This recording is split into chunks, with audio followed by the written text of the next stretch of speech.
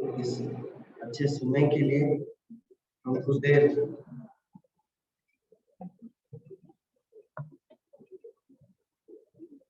प्रभु का धन्यवाद हो इस अच्छे समय के लिए। हम कुछ देर परमेश्वर के वचन से मनन करेंगे। हम इस प्रार्थना के साथ बैठे कि परमेश्वर का वचन हमसे बात करे, हमसे व्यवहार करे। हमने कुछ समय पहले इफिसियों की पत्री का अध्ययन आरंभ किया था और उस अध्ययन को करते हुए हमने 3 बार सभाओं में उसका मनन किया है और उन 3 सभाओं में हमने जिन विषयों को सीखा है या जिन बातों को देखा है वो ये है। एक तो हमने इफिसियों की पत्री की प्रस्तावना देखी, कैसे इफिसुस की कलीसिया में सुसमाचार पहुंचा, किसने पहुंचाया और किस प्रकार अलग अलग संप्रदाय के लोग या अलग अलग विश्वास रखने वाले लोग कलीसिया के रूप में एकत्रित हो गए, जिसमें से कुछ जादू टोना करने वाले थे, कुछ लोग मूर्ति पूजने वाले, मूर्ति बनाने वाले थे, कुछ लोग यहूदी थे और कुछ लोग वो थे जो यहूदी धर्म को जिन्होंने धारण किया। इस प्रकार हमने उसका इंट्रोडक्शन देखा। फिर हमने अपनी इस कलीसिया में उसका अध्ययन करने के लिए इस इफिसुस की कलीसिया का इफिसियों की पत्री का अध्ययन करने के लिए कुछ मुख्य बिंदुओं को बनाया था। तो उसमें से एक मुख्य बिंदु यह था कि विश्वासियों की वर्तमान अवस्था आत्मिक दृष्टिकोण से वे कैसे हैं, ये हमने देखा था। उसके बाद हमने देखा था दूसरा हमारा मुख्य बिंदु विश्वासियों की पिछली अवस्था, मसीह में आने से पहले विश्वासी की अवस्था क्या थी वो हमने देखा था। फिर पिछले सभा में हमने देखा था सभी विश्वासियों को एक देह के रूप में बनाया जाना, अर्थात सभी विश्वासी मिलकर एक ही कलीसिया है, चाहे वे किसी भी धर्म, जाति, विश्वास से आते हो। परमेश्वर ने सभी यहूदी या अन्य जाति सभी में से आए हुए लोगों को विश्वास के द्वारा एक देह जिसे कलीसिया कहते हैं बना दिया। अब आज हम चौथे मुख्य विषय की ओर आगे बढ़ेंगे। वो विषय है कलीसिया मसीह की देह का व्यवहार, असेंबली फंक्शन। लेकिन जब मैं इस बात की ओर तैयारी कर रहा था, इस विषय की ओर, तो बहुत जरूरी है कि इस पत्री में कलीसिया के 2 मुख्य उद्देश्यों को बताया गया है, उसे हम देखेंगे। फिर कलीसिया के व्यवहार या असेंबली फंक्शन कैसा होता है उसकी ओर आगे आएंगे। तो सबसे पहले आज का अध्ययन जब हम आरंभ करने जा रहे हैं तो हम कलीसिया के उद्देश्यों, किस उद्देश्य से परमेश्वर ने कलीसिया को बनाया है उसे देखेंगे। यहाँ पर जो दिए हुए 2 मुख्य उद्देश्य हम इफिसुस की पत्री में देख सकते हैं।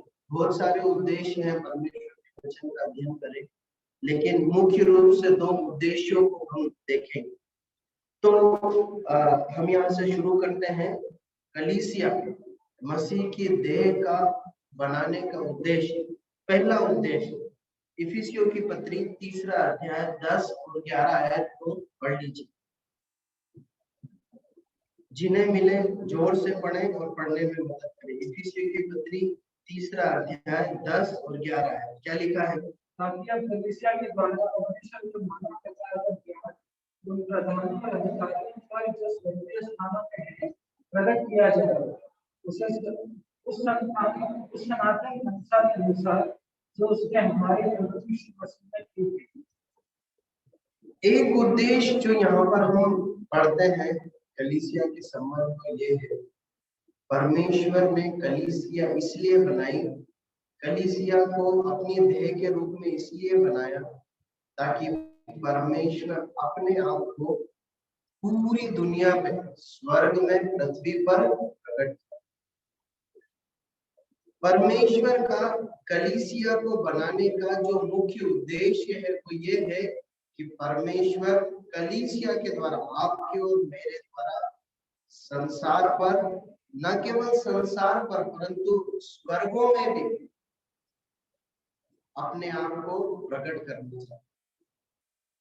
देखिए, हम बाइबल में पढ़ते हैं कि परमेश्वर को किसी ने नहीं देखा और परमेश्वर को देखकर कोई जीवित नहीं रह सकता। इसलिए परमेश्वर ने एक देह बनाई है, कलीसिया, विश्वासियों का झुंड। अब परमेश्वर उस झुंड के द्वारा अपने चरित्र को, कि मैं कैसा हूं, मैं ईश्वरीय जीवन कैसा है, कलीसिया द्वारा प्रकट करना चाहता। आप समझ रहे हैं? देखिए, जब यहाँ पर ज्ञान की बात की जा रही है ना, इसका मतलब ये नहीं है कि परमेश्वर के विषय में मात्र जानकारी बांटी जाए, परंतु हम बाइबल के प्रकाश में देखें तो समझ में आता है कि एक विश्वासी के जीवन में कलीसिया के रूप में परमेश्वर अपना जीवन इस धरती पर जीते, और परमेश्वर चाहते हैं कि परमेश्वर के लोग उनका जीवन जिए जिससे दुनिया देखकर पहचाने परमेश्वर कैसा है। अब यदि ये सत्य है तो ये कैसे संभव हो? उसमें दो बातें हैं। जब हम व्यक्तिगत रीति से परमेश्वर के वचन को पढ़ने और उससे सीखने में और अपने जीवन पर लागू करने में परिश्रम करेंगे, तब हमारे जीवन से ईश्वरीय चरित्र या ईश्वरीय जीवन प्रकट। जब हम व्यक्तिगत रीति से ध्यान मनन करने में अनुशासित होंगे, परमेश्वर के वचन को सीखने में परिश्रम करेंगे और अपने जीवन में लागू करने में परिश्रम करेंगे, तब क्या होगा? हमारे जीवन से ईश्वरीय चरित्र प्रकट होगा। और दूसरा जो तरीका है, ये कैसे संभव होगा कि हम हमारे जीवन से ईश्वरीय चरित्र प्रकट हो? इसकी 18 और 19 आयत पढ़ी, 3 का 18 और 19 क्या लिखा है?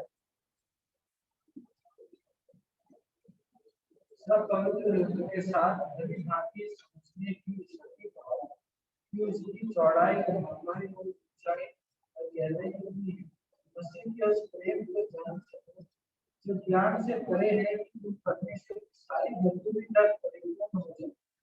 देखिए, यहाँ पर लिखा है सब पवित्र लोगों के साथ। जो दूसरी बात है जिससे ये संभव हो सकता है कि हम ईश्वरीय जीवन को जी पाए इस दुनिया में, संसार और वरन आकाश में भी ईश्वरीय चरित्र को प्रकट कर पाए, कैसे संभव होगा? जब कलीसिया के लोग साथ में मिलकर सीखते हैं, साथ में लोग मिलकर अध्ययन करते हैं, सीखते हैं, इस बात की खोज करते हैं। किस बात की? कि उनका परमेश्वर कैसा है, उसकी लंबाई, उसकी चौड़ाई, उसकी ऊंचाई कितनी है। जब मसीह की देह साथ में मिलकर मसीह के बारे में सीखती है, तब क्या होता है? लिखा है कि मसीह के उस प्रेम को जान सको जो ज्ञान से परे है, कि तुम परमेश्वर की सारी भक्ति तक परिपूर्ण। प्रियो, यदि कलीसिया के द्वारा, यदि हमारे द्वारा परमेश्वर का ज्ञान, परमेश्वर कैसा है, ये चरित्र लोगों पर प्रकट हो रहा है, होना है ना, तो व्यक्तिगत रीति से परमेश्वर के चरणों पर वचन सीखना, मनन करना, लागू करना जरूरी है। और दूसरी बात, कलीसियाई रूप से परमेश्वर के वचन को सीखना, मनन करना और व्यक्तिगत और कलीसियाई रूप से लागू करना बहुत जरूरी है। मैं आपको एक बात बताऊं,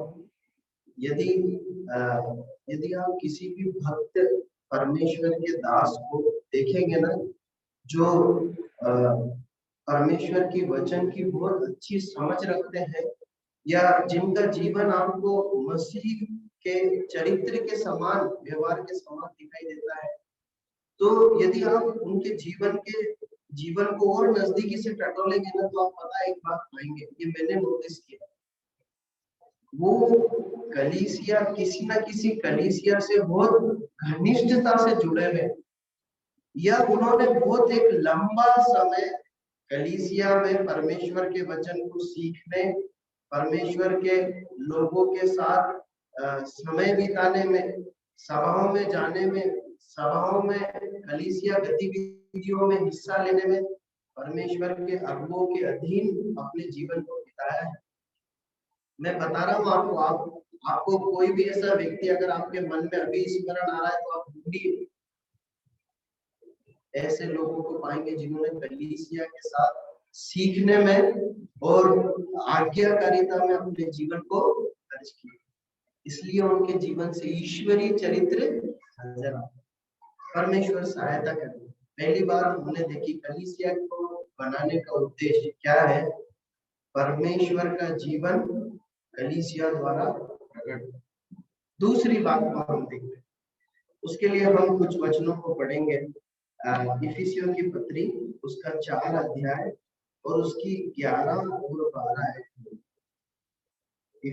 इफिसियंस चैप्टर 4 वर्स 11 और 12। दूसरे उद्देश्य को देखेंगे।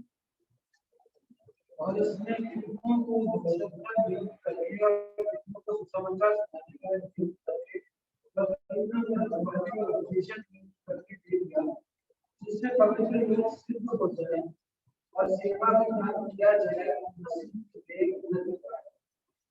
दूसरा उद्देश्य परमेश्वर ने कलीसिया को क्यों बनाया, वो ये है हर एक विश्वासी सिद्ध हो। विश्वासी लोग जो प्रभु यीशु मसीह पर विश्वास करते हैं वो परिपक्व हो, सिद्ध हो और कलीसिया की उन्नति हो। दो बातें हैं यहाँ पर एक साथ, विश्वासी की व्यक्तिगत उन्नति हो और साथ में कलीसिया की भी उन्नति हो। और उन्नति कहाँ तक होना है कि मसीह के समान बन जाना। अब जरा इसको सरल भाषा में समझने की कोशिश कीजिए।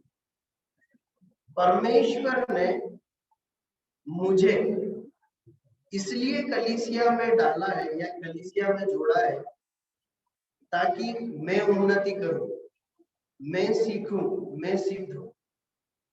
और साथ ही परमेश्वर ने मुझे कलीसिया में इसलिए डाला है कि मेरे द्वारा कलीसिया की भी उन्नति हो। आप समझ रहे हैं? देखिए, एक व्यक्ति जब प्रभु यीशु मसीह पर विश्वास करता है तो परमेश्वर उसे कलीसिया में जोड़ते हैं। परमेश्वर जोड़ते हैं, ध्यान रखिएगा, कोई मनुष्य नहीं जोड़ता, उसे ध्येय कहते हैं।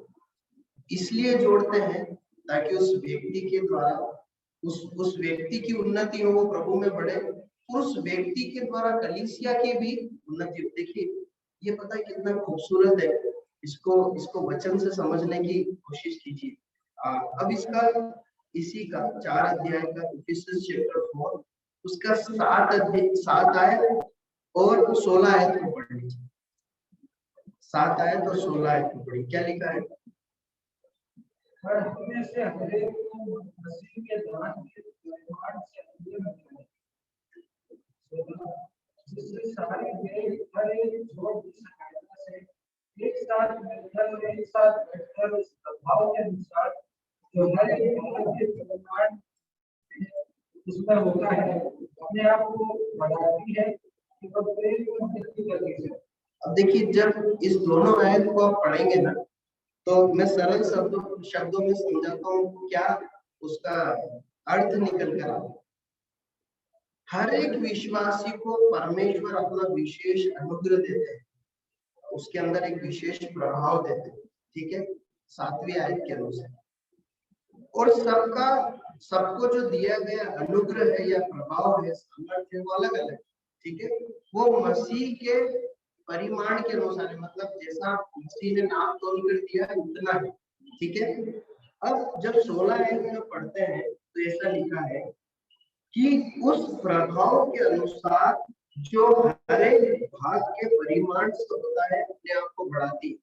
मतलब हर एक विश्वासी को जो परमेश्वर ने अनुग्रह या प्रभाव या जो उसकी जो योग्यता दी है, जब सब विश्वासी एक ध्येय में गठ जाते हैं, जुड़ जाते हैं, बन जाते हैं, तो उसका जो परिणाम होता है, मतलब हर एक मेरा जो प्रभाव है, भाई बेंची का, भाई डैनी का और बहन का जो प्रभाव है, वो सब मिलकर जो ध्येय पर प्रभाव डालता है, उससे क्या होती है? ध्येय की उन्नति होती है। आप समझ रहे हैं? कलीसिया बहुत ही, आपको पता है परमेश्वर के वचन में लिखा है कि कलीसिया जो है वो मसीह के बहुत प्रिय है, मसीह उसका सर है। और जब हम इसके उद्देश्यों का, इसके व्यवहार का मनन करते हैं तो हमारा हृदय बहुत रोमांचित हो जाता है।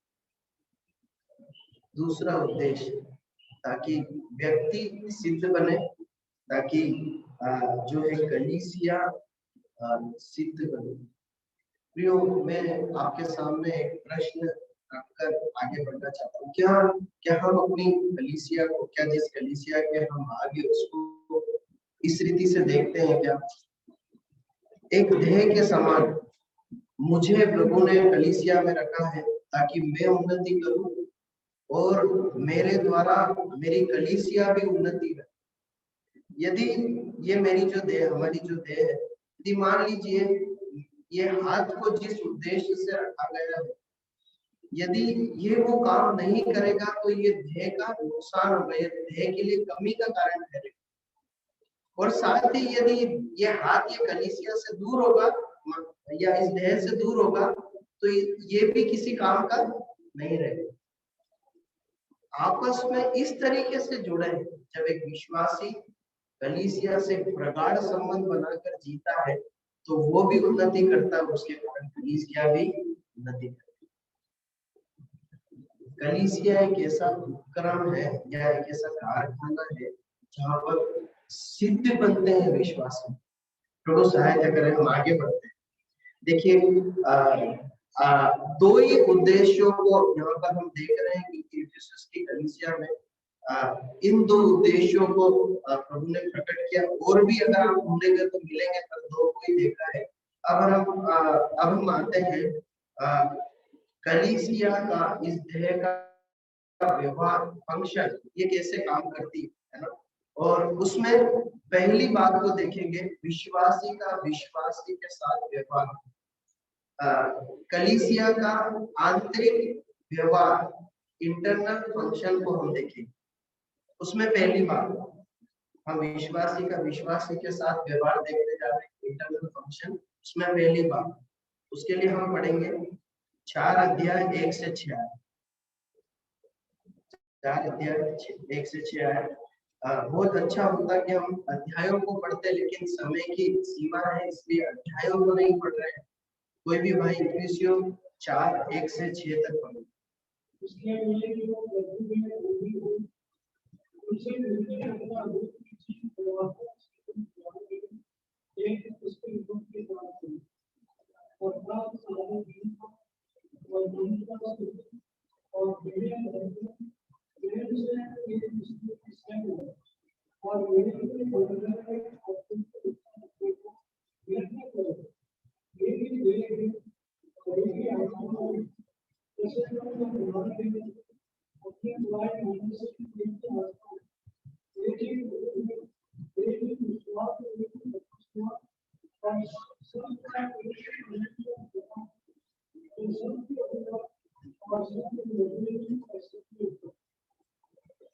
देखिए, बार बार पता है यहाँ पे क्या शब्द आया, एक एक एक। तो कलीसिया का व्यवहार में, विश्वासी के साथ विश्वासी का व्यवहार में पहली जो बात हम सीखते हैं वो ये है, कलीसिया प्रेम की एकता में बंधी रहती है या प्रेम की एकता में बंधे रहना चाहिए। आप समझ रहे हैं? देखिए, यहाँ पर पौलुस कहता है कि जिस बुलाहट से तुम बुलाए गए हैं उसके योग्य चाल चलो। और हमने क्या देखा था, क्या बुलाहट है कलीसिया की, क्यों बुलाया गया है? अनेक विश्वासियों को एक देह होने के लिए बुलाया गया। तो एक होने के लिए बुलाया गया तो मुख्य फंक्शन क्या हुआ? एकता में, प्रेम की एकता में बने रहे। देखिए, जब इफिसुस की कलीसिया की बात करें ना तो बहुत अलग अलग समुदाय से लोग आए थे। मैं जब इस कलीसिया की कल्पना कर रहा था तो मान लीजिए जब एक जगह इकट्ठे होंगे तो मान लीजिए 100 जन है, उदाहरण के लिए बता रहा हूँ, तो उसमें से कुछ 10-15 तो ऐसे लोग होंगे जो पहले जादू कर रहे होंगे, है ना, जादूगरों का एक झुंड हो गया 10-15 लोग। उसके बाद कुछ लोग होंगे जो यहूदी रहे होंगे, 10-15 यहूदी लोग होंगे। कुछ लोग ऐसे होंगे जो जो जिनका बिजनेस मूर्ति बनाना या मूर्ति पूजा करना होगा, तो 10-15 लोग हो गए। फिर अलग अलग और जाति समुदाय के लोग, ठीक है। तो अब जब ये इकट्ठे होते हैं, इसका मतलब ऐसा नहीं कि जो जादू टोना करने वाले थे उन्होंने अपनी एक अलग टोली बना ली, उनका अलग चल रहा है, और जो यहूदी लोग हैं उन्होंने बोला भैया ये अपना अलग था, अपन अलग, अपन लोग आपस में थोड़ा अलग मिलकर, आप समझ रहे हैं। कलीसिया ऐसी नहीं, हम अलग अलग संस्कृति, अलग अलग भाषा बोलने वाले, अलग अलग देश के हो सकते हैं, हम पहले अलग अलग विश्वास को मानने वाले हो सकते हैं, लेकिन जब कलीसिया की बात करते हैं तो हम एक हैं। मतलब चाहे हमारी भाषा और संस्कृति अलग हो सकती है, हमारा पिछला जीवन अलग हो सकता है, पर जब हम कलीसिया में आते हैं तो एक ही दृष्टि से देखना, एक समान प्रेम करना, एक समान व्यवहार करना बहुत जरूरी है। उसमें विरोधाभास नहीं होना चाहिए। आपको पता है, एक और आयत पढ़ लीजिए, इसे सरलता से समझने के लिए। यूहन्ना का सुसमाचार उसका 13 अध्याय उसकी 34 और 35 में क्या लिखा है? यूहन्ना 13, 34, 35 क्या लिखा है? जल्दी से पढ़े।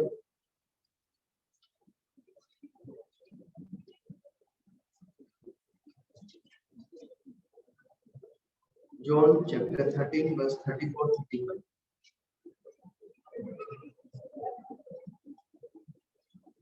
जल्दी से पढ़े जिन्हें मिले।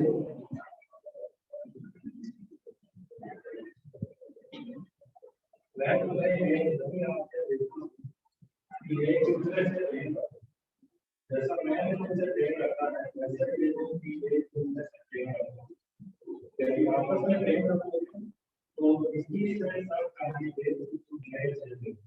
जब तुम प्रेम रखोगे ना, तभी लोग जानेंगे कि तुम मेरे चेले हो। और आप नोट कर रहे हैं तो लिख लीजिए, पढ़िए मत। यूहन्ना 17 का 11, यूहन्ना 17 का 11, पता है वहां पर क्या लिखा है? प्रभु यीशु मसीह महायाजक की प्रार्थना कर रहे हैं और इस प्रकार कहते हैं, हे पिता, जैसे हम एक है ना, जैसे आप और मैं एक हूँ, वैसे ही ये लोग एक। प्रियो, मसीही एकता, कलीसिया में एकता हमारे शिष्यता की पहचान है। एकता, प्रेम, ये हमारे पहचान है। जब हम प्रेम और एकता के साथ रहते हैं ना, ये प्रकट करता है कि हम प्रभु यीशु मसीह के शिष्य हैं। और आपको पता है, एक और आयत मैं आपके लिए पढ़ता हूँ, आप लिख लीजिए, इफिसियों 4 का 15। इफिसियों 4 का 15 में इस प्रकार लिखा है, वरन प्रेम में सच्चाई से चलते हुए सब बातों में उसमें जो सिर है अर्थात मसीह में बढ़ते जाओ। प्रेम और सच्चाई में चलते हुए मसीह में बढ़ते जाओ। मैं आपको एक बात बताऊं, जब इस आपका मैं वर्णन कर रहा था तो परमेश्वर के आत्मा ने मुझे इस प्रकार सिखाया कि यदि कलीसिया की आत्मिक उन्नति को टटोलना है ना, मतलब वो आत्मिक उन्नति में बढ़ रही है नहीं बढ़ रही है, तो उसको जांचने का जो मीटर है वो ये नहीं है कि कलीसिया में कितनी सभाएं हो रही है, कितने मैसेजेस होते हैं, या कलीसिया के द्वारा कितने इवेंट किए जाते, ये नहीं है। परंतु कलीसिया में झांक कर देखो कि कलीसिया के विश्वासी भाई बहन आपस में प्रेम में कितने बड़े हुए हैं या बंधे हुए हैं।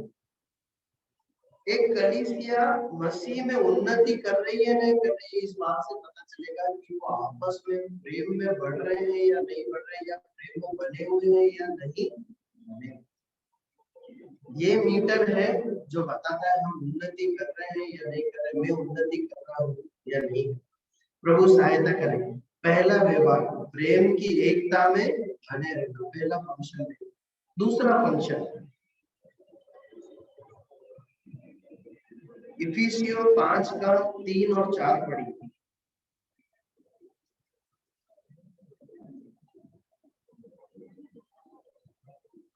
इफिसियों 5 का 3 और 4 जल्दी से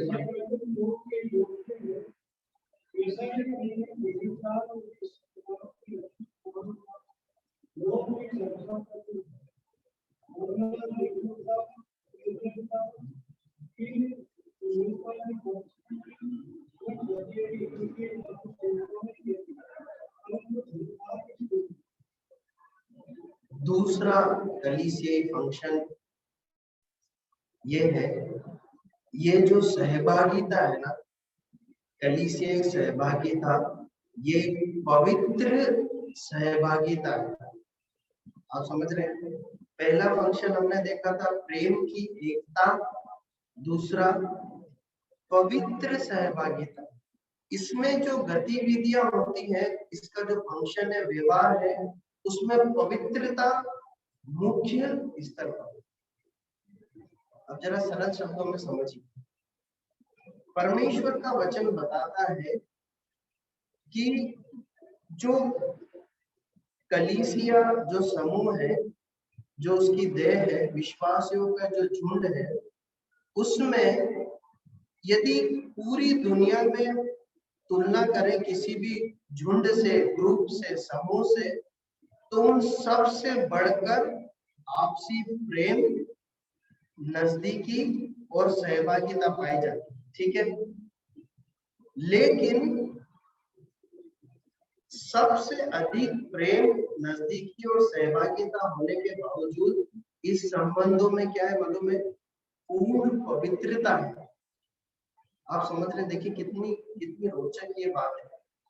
दुनिया के किसी भी झुंड से सबसे अधिक प्रेम और नजदीकी और भाईचारा, लेकिन पूर्ण पवित्रता के साथ। नजदीकियां तो है, प्रेम तो है, लेकिन उसमें पूर्ण पवित्रता। और पता है वो पवित्रता कैसे प्रमाणित होती है? दो बातों से प्रमाणित होती।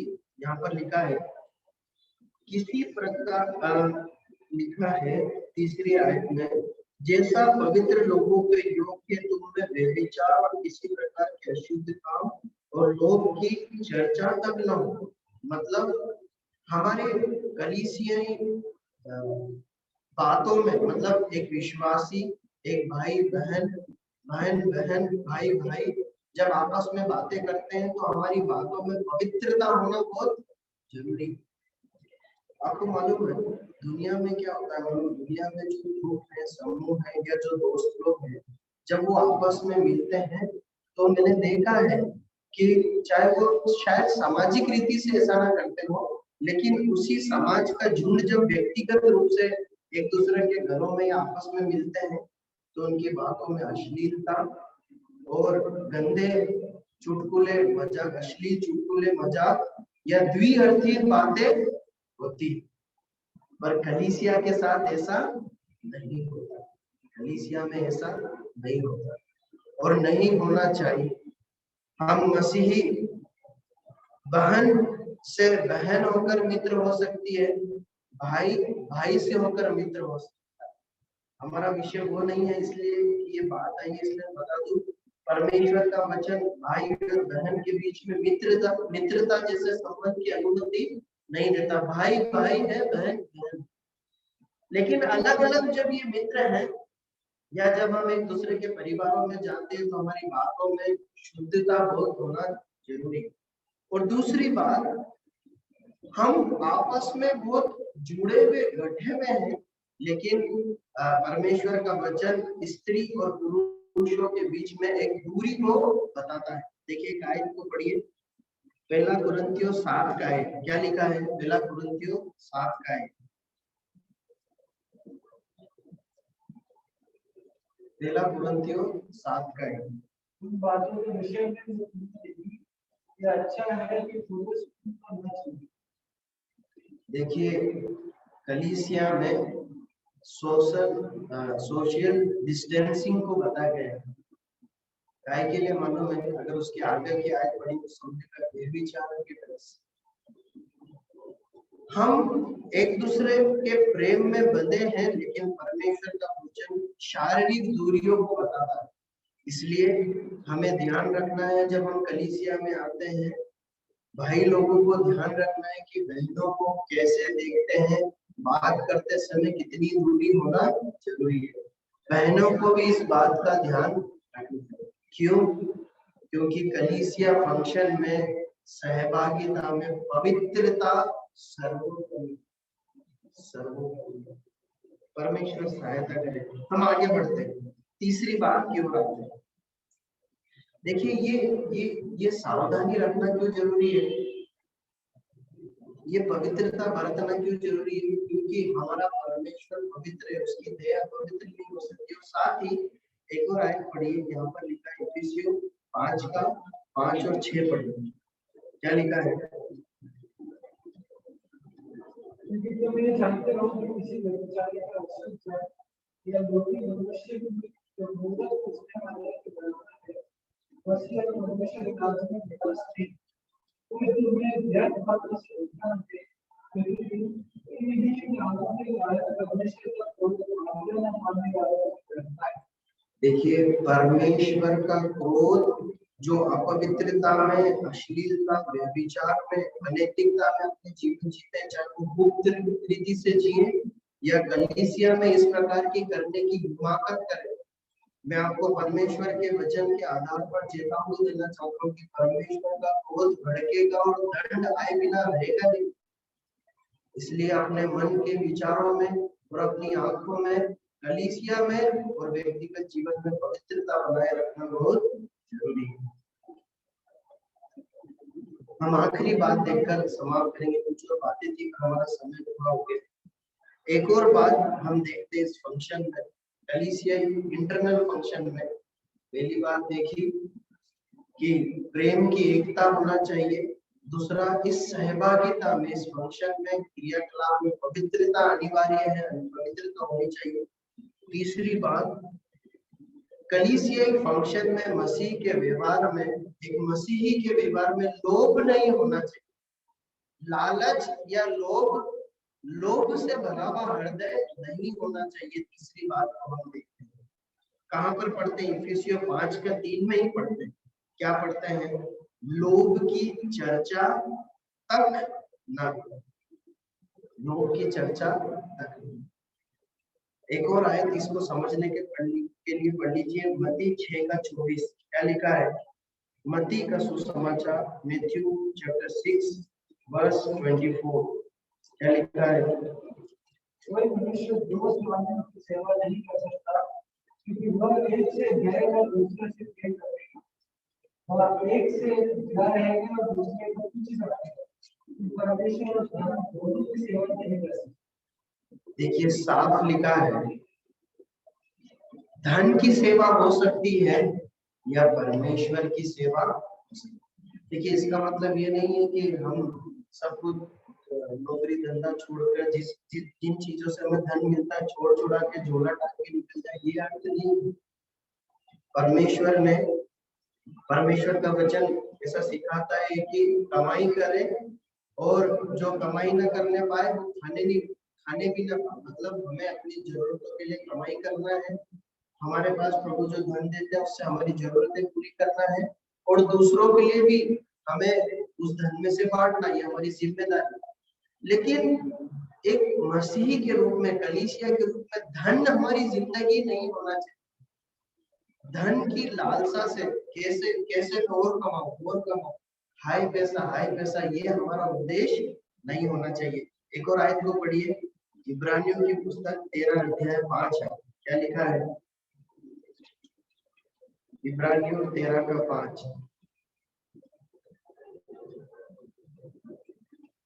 तुम्हारा स्वभाव तुम्हारा लोभ नहीं हो, तुम्हारे पास है उसे जो संतोष किया करो, क्योंकि उसने आपने कहा है कि मैं मुझे कभी न छोड़ूंगा। देखिए परमेश्वर का वचन सिखाता है जो धन है ना उसमें संतुष्ट रहना सीखना है। अब इसमें मैं बात बता दूं, परमेश्वर ने कलीसिया में अलग अलग लोगों को अलग अलग स्तर पर रखा है। किसी के पास थोड़ा धन है, किसी के पास ज्यादा धन है, पर दोनों लोगों को पता क्या करना है? उस अवस्था में संतुष्टि से जीना। एक जगह पर पौलुस इस प्रकार कहता है कि तू धनवानों को आज्ञा दे कि अपने धन पर भरोसा न रखे। परमेश्वर का वचन कहता है जब धन बढ़े तो उस पर भरोसा न रखे, जितना है संतोष करें, उसे बुद्धिमानी से परमेश्वर के अनुग्रह से उपयोग करें, आनंद मनाएं, खर्च करें अपने ऊपर, अपने कलीसिया के भाई बहनों की जरूरतों के लिए, जैसा परमेश्वर देता, लेकिन लालच नहीं करना है। देखिए जब मैं इस भाग का मनन कर रहा था तो मुझे एक और रोचक बात जो समझ में आई, इफिसियों की पत्री और इब्रानियों की पत्री, जहां पर हम धन की बात को देख रहे हैं ना, उसी के ठीक ऊपर या उसके साथ व्यभिचार के बारे में भी परमेश्वर सिखा रहा है। इससे पहले मैंने इस प्रकार नोटिस नहीं किया था। देखिए इफिसियों की पत्री में परमेश्वर पहले व्यभिचार को एड्रेस करता है, और इब्रानियों की पत्री में भी जिस भाग को पढ़ा है ना आपने, यदि उसके ऊपर की कुछ आयतों को पढ़ेंगे ना तो वहां पर भी परमेश्वर व्यभिचार के भाव को एड्रेस कर रहा है। आप देखिए वहां पर लिखा है, देखिए देखिए परमेश्वर का वचन है ना, बहुत अलौकिक है, अपने आप में बहुत अद्भुत एक रचना है। जैसे परमेश्वर की दृष्टि में व्यभिचार का पाप घृणित है, वैसे ही एक लोभ से भरा हुआ हृदय भी बहुत ही घृणित एक पाप। परमेश्वर सहायता करेगा, परमेश्वर हमें लोभ के पाप से बचाए और भक्ति के साथ जीवन जीने का मदद करें। परमेश्वर अपने वचन के सुने जाने पर आशीष दे, पढ़े जाने पर आशीष दे, और मेरी और आपकी मदद करे कि इन वचनों के प्रकाश में हम प्रभु के लिए अपने जीवन को जी सकें। प्रभु के नाम में कोई भी भाई प्रार्थना करके इस सभा को समाप्त